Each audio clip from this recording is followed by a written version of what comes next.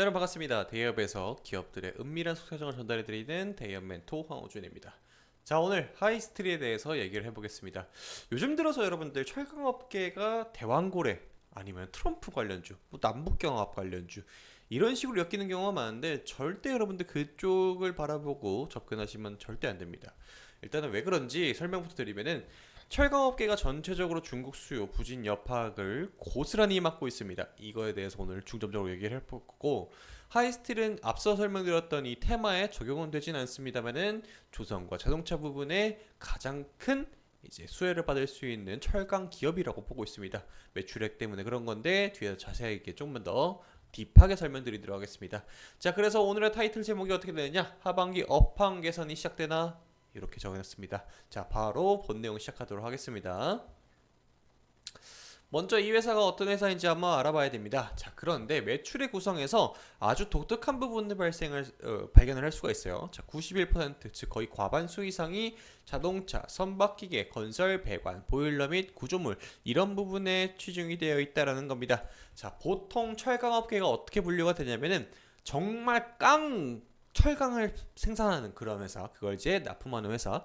두 번째, 어떠한 특수 목적, 예를 들어서 주거용이거나 아니면 토목공사에 진행되거나 이런 식으로 이제 포함이 되거나, 세 번째는 지금과 같이 조선과 선박 쪽으로 그리고 자동차 쪽으로 나가는 이러한 하이스텔과 같은 기업들이 있습니다. 지금 철강업계 전부 다 힘든 기간인데 이 하이스틸이 조금 차트가 정배열로 가는 듯한 이유는 바로 이것 때문인 거죠. 왜 그러냐? 뒤에서 한 번 더 자세히 설명드리겠지만 하반기 들어서게 되면서 조선과 자동차 발주량이 천천히 증가하고 있습니다. 특히 이제 에너지 대란에 대해서 화두가 많이 되게 되면서 우리나라로 이제 LNG 선이라든지 벌크선 여러 무역에 관련된다든지 아니면 에너지를 저장하는 탱크를 같이 역할을 해주는 그러한 대형 선박들의 건조량이 되게 많이 늘어나고 있습니다. 실제로 뒤에서 데이터를 한번 보여드릴 건데, 자, 그렇기 때문에 하이스틸 또한 지금 역대급 호황기를 앞두고 있는 상황이라고 보고 있습니다. 물론 이제 하반기 접어들게 되면서 전반적으로 이제 철강에 대한 수요가 줄어들고 있는 것 또한 사실이지만은 다시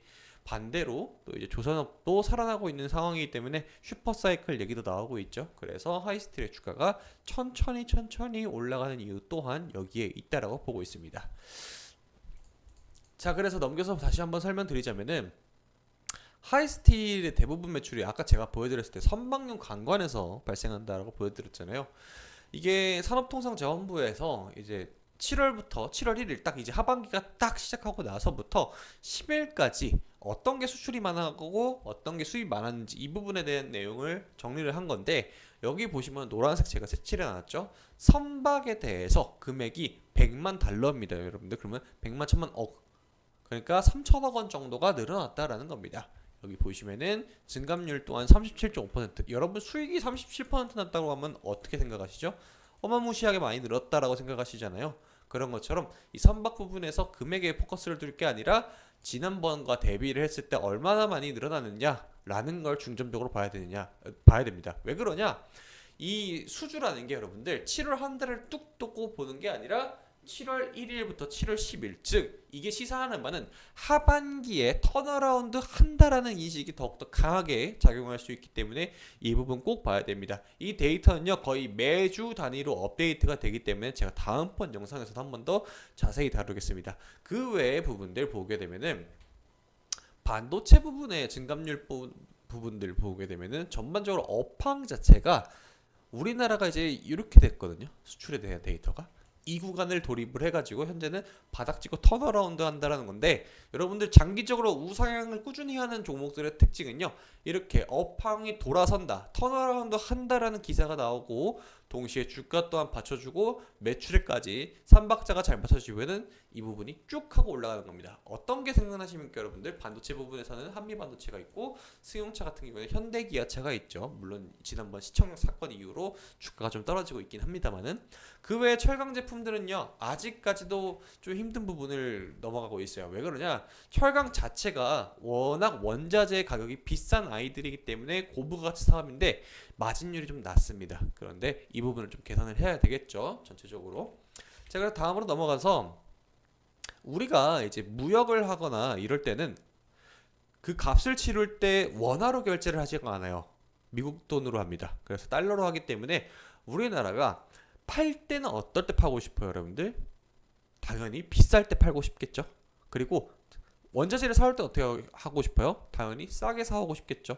이래서 큰 규모의 사업을 하는 회사들 경우에는 이 원자재를 미리 땡겨오는 경우가 있습니다. 쌀 때 쟁여둔다 이런 느낌으로 갈 수 있어요.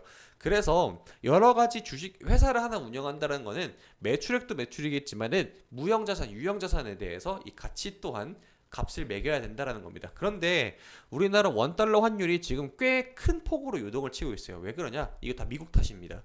금리를 이렇게 올리고 저렇게 내리고 막 하다 보니까 우리나라 환율이 지금 정신을 못 차리고 움직이고 있는 상황이죠.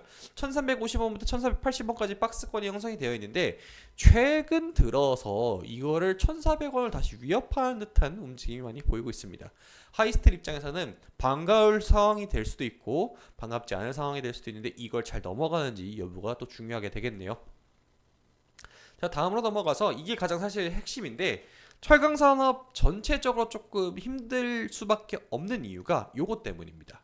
예전에 어떤 일이 있었냐면은 2024년도 4월로 좀 시간을 거슬러 올라가서 바이든 정부에서 이제 중국산 철강이 너무나 싸게 들어오는 거예요. 뭐 환경에 대한 규제 이런 거 맞추는 것도 하나도 없고 그냥 마구잡이를 찍어내다 보니까 공급 과잉이 발생을 했습니다.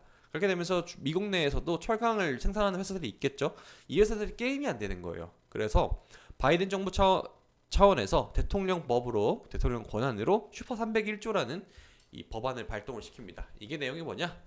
뭔가 이제 불공정 거래가 일어나고 우리한테 자국 내 이익에 대해서 반하는 세력들이 있다라면은 보복성 관세를 매겨도 문제 없다라는 내용입니다. 그래서 3배 부여됐습니다. 3배. 그래서 25%가 됐어요. 그러면 과거에는 7.5% 언저리가 됐다라는 소리겠죠. 이렇게 관세를 때리니까 어떻게 됐습니까? 중국 측에서는 생산을 너무 많이 했는데 재고가 남았어요. 이게 다 어디로 들어옵니까? 우리나라로 들어왔어요. 그렇기 때문에 우리나라 철강 기업들이 다 힘들 수밖에 없는 그런 상황인데 이게 장기화가 될 가능성이 높다라는 겁니다. 왜 그러냐? 바이든이 지금 트럼프와의 경합에서 거의 질 것 같으니까 민주당 측에서는 어떻게 됐죠? 우리나라 민주당 아니고요. 미국의 민주당이 지금 다른 후보로 해리스를 올렸습니다. 이분이 지금 민주당 측에서 나온 인사이기 때문에 바이든의 기조를 그대로 따라갈 가능성이 있습니다. 자, 바이든도 지금 중국에 대해서 이렇게 관세를 했기 때문에 해리스가 대통령에 당선이 돼도 이게 장기화가 될 가능성이 있다. 그런데 반대로 생각하게 되면 트럼프 또한 이걸 같이 갈 수가 있어요. 왜 그러냐? 트럼프는 철저한 사업가입니다. 그래서 이 사람은 미국 자국 우선주의가 강한 사람이에요. 그래서 산업을 딱 뜯어봤을 때 지난번에도 대만이 미국 내 반도체 사업에 대해서 100%다 가져갔다고 하니까 방위비 명목으로 돈을 내놔라 이런 얘기를 했었죠. 똑같은 얘기가 또 나올 수도 있다라는 겁니다. 그래서 이게 장기화가 될 가능성이 높다라는 겁니다. 이걸 빨리 해소를 해줘야 되는데 이 결과는 미국의 대선이 끝나야만 나오는 겁니다. 대선이 끝난다고 하더라도 지금 대선이 한 100일 정도 남았거든요. 얼추 그냥 100일 미만으로 남았는데 이거 결과가 나오더라도 당선되고 나서 정책의 변화는 또 말이 달라질 수가 있어요. 그렇기 때문에 이걸 꼭 주목을 해야 된다라는 겁니다. 자, 그래 정리 좀 해볼게요. 철강업계가 전체적으로 중국의 수요 부진 여파로 인해서 업계 전체적으로 타격을 받고 있습니다. 다만 하이스틸은 조선과 자동차 업종에 더 큰 영향을 받고 있고 이 두 가지 섹터가 지금 바닥권을 찍고 턴어라운드하는 듯한 모습을 보여줬기 때문에 조금 피해가 덜한 상황입니다만 아직은 긴장의 끈을 놓칠 때가 아니다라는 겁니다. 조금 더 텐션을 유지를 해가지고 여러분들 끝까지 지켜봐야 될 사항들이 몇 가지 좀 남아있다. 대표적으로 미국의 상황을 조금 더 예의주시해야 될 필요성이 있다라는 겁니다. 자, 여러분 어떻게 생각하십니까? 제 의견에 동의가 되신다면은 여러분들 너무나 좋은 결과가 나올 거라고 보고 있고 다음번 영상에서는요 제가 이 하이스텔 자체가 왜 조선과 자동차 업종에 영향을 더 크게 받는지 이 철강 업계를 조금 더 딥하게 들어가는 시간 갖도록 하겠습니다. 여러분들 다음 시간에 봐요. 여러분 안녕.